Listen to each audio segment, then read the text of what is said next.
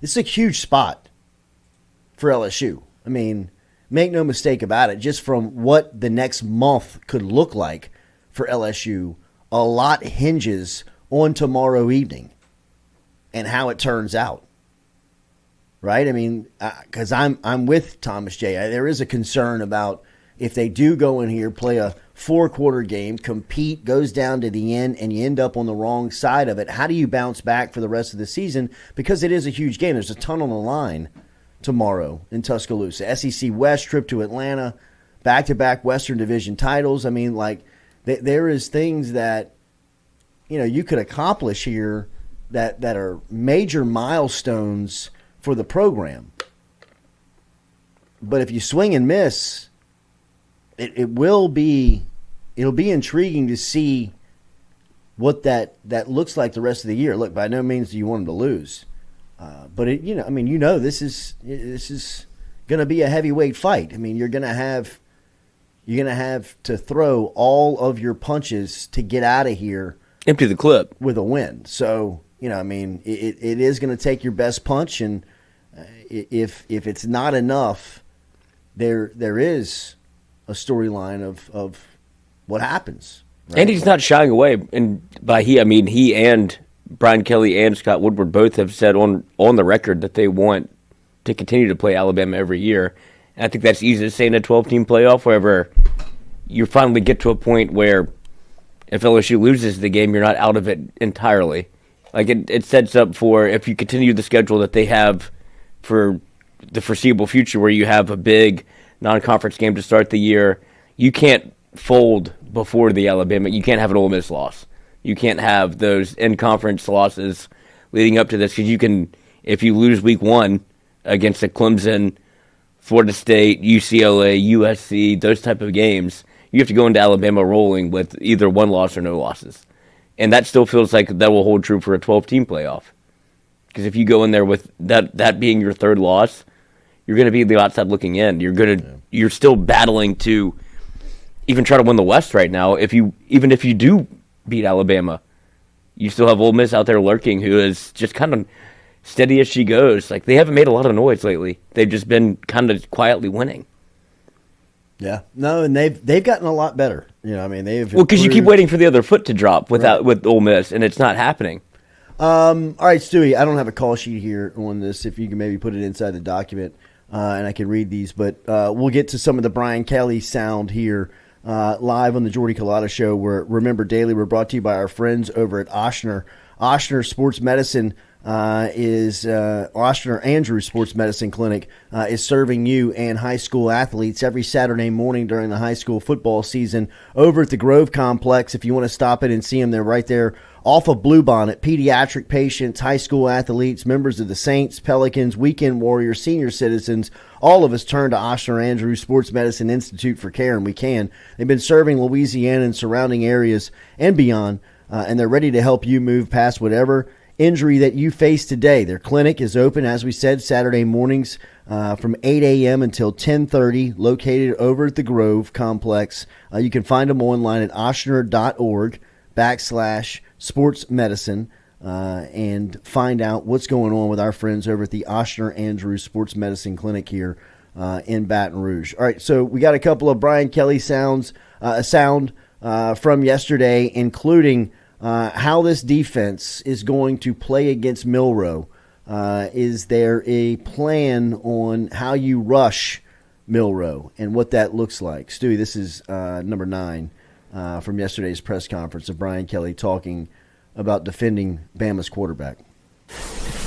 To me, it's compressing the pocket and knockdowns are just as important as sacks. Look, everybody loves the sack coming off the edge, and it makes for a great ESPN highlight. But when that pocket is compressed and you can't step up and you have to throw the ball in a manner that you're not comfortable with, because everybody's in their pass rush lanes and everybody is in a unit pass rush, or that you're knocking down passes because you're timing up the throw, those are really important. And they're equally as important as any individual pass rush. So we're looking for all of those. And I think we saw against our last few opponents a combination of all those things. We'll look for a combination of all those against Alabama. So my comment. So a little bit on how they're defending on planning on defending Jalen Milroe. This is 5 Stewie of Kelly talking about his defense and how they've progressed over the last couple of weeks. And one thing leading into this answer was somebody recognizing that Brian Kelly has been spending a lot of time with the defense. That's one thing that I know we'd said on this show a couple of weeks back when the defense was really struggling, and talking to some players and talking to some coaches. Kelly has really been dug in with the defense as far as on the practice field, in the meeting rooms, really, kind of picking your sleeves up and rolling your sleeves up and kind of getting down in the mud and trying to clean some of this stuff up. So this is an interesting answer, and Brian Kelly, somebody who has been very hands-on on that side of the ball the last couple of weeks. Well, we're better defensively than we were when we played Mississippi. I think we've made steady progress. I think we're still work in progress, but we're getting better. I think our practice today, and I told them on the defensive side of the ball, was night and day compared to where it was against Missouri on a Thursday. So that's preparation, right? We have to perform. We got to tackle. We got to play the ball in the air. We've got to have 11 guys executing together. But we're definitely making the kind of progress that I wanted to see with my own eyes, and we're seeing it. Here he is talking about the defensive coordination, just kind of the game plan and how it comes together with the defense and going into games. What's the process? I would say that has a lot to do with it. I think understanding how to play unit football, guys not doing their own thing, understanding where they fit from 4 guys in a pass rush to being on a string with the corners and the safeties to linebackers in their fits. It's just a coordination of all players playing together and doing their own job.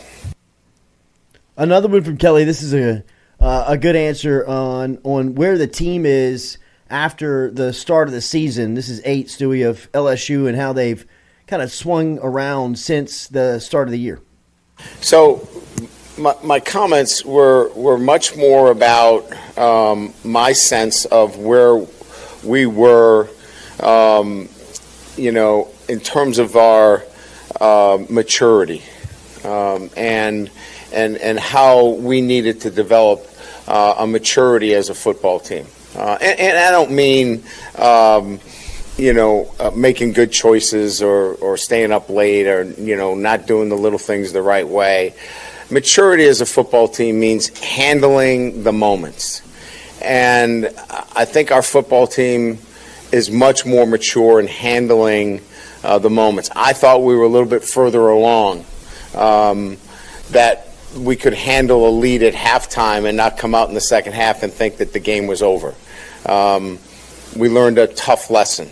I learned a tough lesson. I learned as a head coach that I needed to do a better job in terms of recognizing that. So I think I'm better for it. I think our team's better for it. I think we're in a better position than we were at that time against Florida State.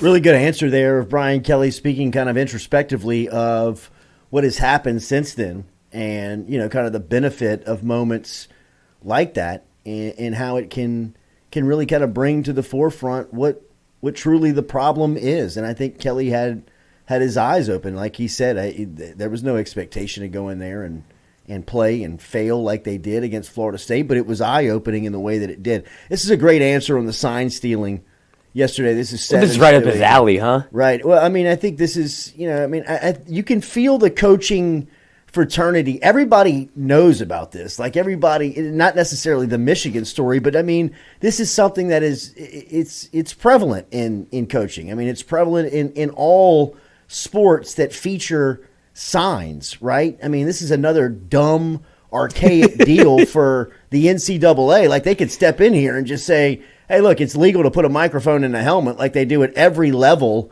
and have totally gotten away from sign stealing. You know, I mean, like, there's an easy way to stop I this. mean, like, you could easily just step up and say, hey, look, yeah, right. Like, there is remedies. There's a proven method. There is, I mean, like, you've got the NFL. You got, I mean, some high schools are doing it in states. I mean, it's it's mindless. For as much money as you have in the NCAA, right. put the microphones in there. The notion that some schools can't afford it is that's mind-boggling to me. It's like, okay, well, then we won't use them against the teams that can't afford them. Like, there's really no excuse. I mean, it should just be a league mandate. Like, just put it in. What school doesn't have enough money for this? For a radio, a roadcaster in your helmet. I mean, it's an extra headset for a coach, really. I mean, that's really it's all an extra button on your saddle. They're already wearing a headset. But here's Kelly talking about it yesterday. If they had our calls, if they had our call sheet, if they clearly knew we were running the ball outside right or throwing the ball down the field, certainly would matter. There's always been this thing, where there are tells or tips. I'll give you an example. The guard is sitting back, and it looks like he might be pulling, right? But he didn't pull on that play, but he usually does pull. That's never been an issue in football, right? There are tells in certain offensive formations, because that's why people self-scout, right? You give a tendency away. That's a whole different thing. If somebody has your plays and somebody knows what they are and they know it's a run or a pass, yeah, it has a significant outcome on the success of that particular play. This is 10, Stewie. More of Kelly talking about how LSU is trying to take steps of preventative sign stealing. Well, this year we've changed it up against Mississippi because of a former player that was in our quarterback room. We changed him up a little bit this week. So typically, 2 or 3 times. So in our verbiage, we have words that can be used 2 or 3 different ways, and we'll just go to the alternate way of using that word, and that allows us to not have to throw out the entire nomenclature, if you will. I'll give you an example. If we use the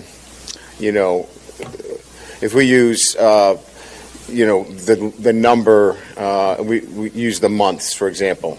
January might be 1, right? The first month, January.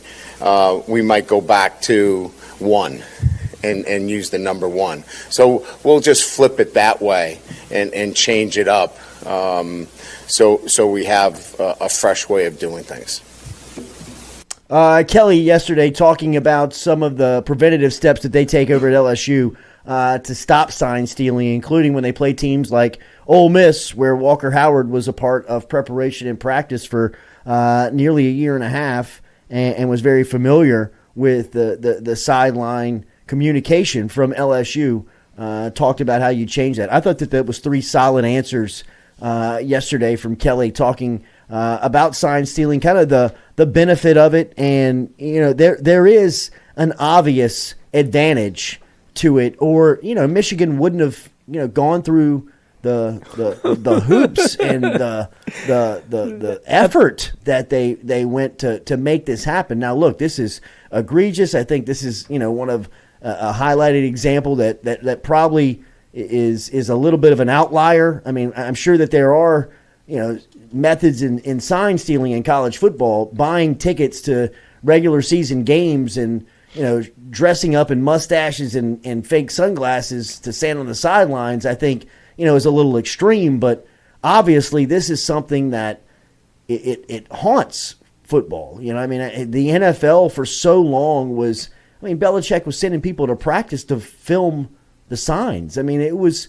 obsessive the way that they were trying to get at this stuff. And finally you just say, look, put microphone on the sideline and a speaker in the helmet and get rid of this stuff. And just like that, it's a headache that is gone. And I think, with what Kelly says there and the obvious feeling of, look, it may not guarantee that you win the game, but it does give you an obvious advantage if you know the team's running, the team's throwing, a particular inside, outside, right, left, whatever it may be. I mean, that is an advantage. And I know that everybody takes the extreme steps to win in competition. And the adage goes that if you're not cheating, you're not trying. And I'm sure that you'll never be able to extinguish all of it. There'll always be parts of it. Baseball, right? It's never going to go away. For as long as they're sending signs in, there's going to be methods of stealing them. Now, it's going to be the Houston Astros banging trash cans in the dugout. It's probably a little extreme, right? But now you see college baseball using the walkie-talkies and the speakers into the catchers. Calm. You can take necessary steps to get rid of this stuff.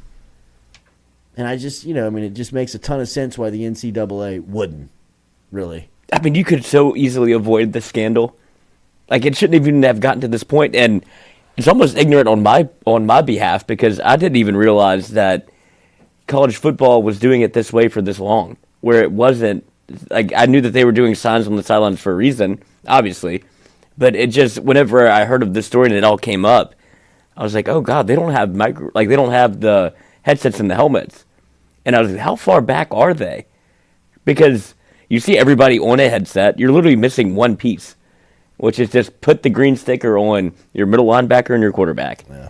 And it's so crazy to me that, look at a college football sidelines. You have all of this going on. People this in sideshow. They're putting up, they're holding up 10-foot signs so you can't see them. Somebody's in a yellow hat. Somebody's in a red hat. Somebody's in a pink hat. Fingernails painted. Somebody's wearing a wristband. And it's, where are we? Or you could just be like, Shh. Right. Crack 93 toss. Whatever it is. It's very simple. One more from Brian Kelly. Here he is talking about an offensive lineman that doesn't necessarily get talked about much on this group. Obviously, Campbell is the headliner, and Jones is there, and Charles Turner's the veteran, and Miles Frazier is the JUCO transfer, the transfer out of Florida, out of FIU, and Garrett Dellinger has kind of been somebody that's played nearly every position, found a home at left guard, and Kelly has talked about what he's seen from that position in Dellinger up to this point. He's been steady, but he's been better than that. I think he's one of the things that he worked on, and again, you got to keep in mind, he had shoulder surgery last year, and he didn't have the off season to train. He was able to train this off season, and that made a huge difference, quite frankly. He's stronger, and he's on his feet. He was on the ground a little bit last year.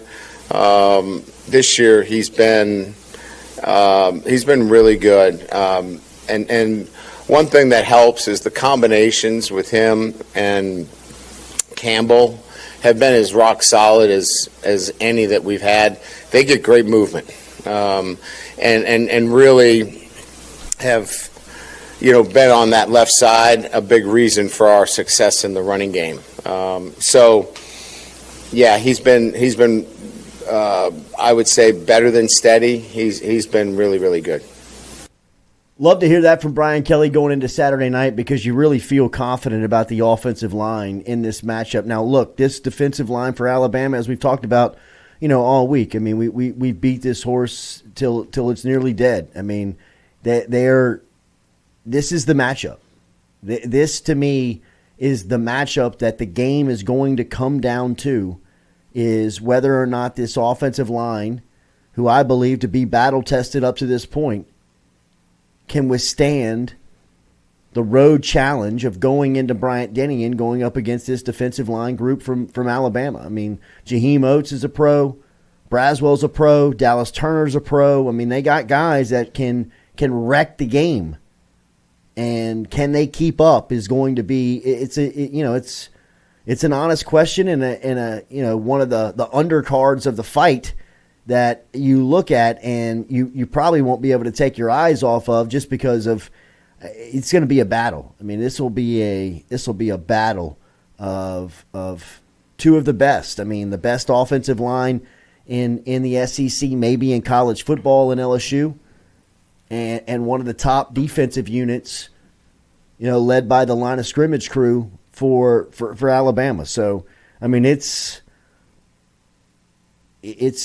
mouthwatering. I mean, when you just talk about the matchup. Good on good. I mean, it's like we said, I mean, this is a lot of pro tape. This is a lot of scout work. This is a lot of NFL analysis here that will be going into this game of, for the typical reasons like it's always been. I mean, you've got some of the best players in college football that are going to lace them up tomorrow night in Tuscaloosa. And You'll be there. You got guys too that always, to me, the fun part about this game is when you can look back at particular matchups and look at the sidelines of youngsters that haven't yet cut their teeth or haven't yet gotten a chance, and one day they turn out to be high end draft picks and pros too. So this is a cool game, man. This is one that obviously the build up and how you look forward to it is really unmatched, and I think this year is very typical to how it has felt, how it's gone, and the expectations for it every single year. Thanks for tuning in to our premium LSU content right here on YouTube. If you want more of it, subscribe below.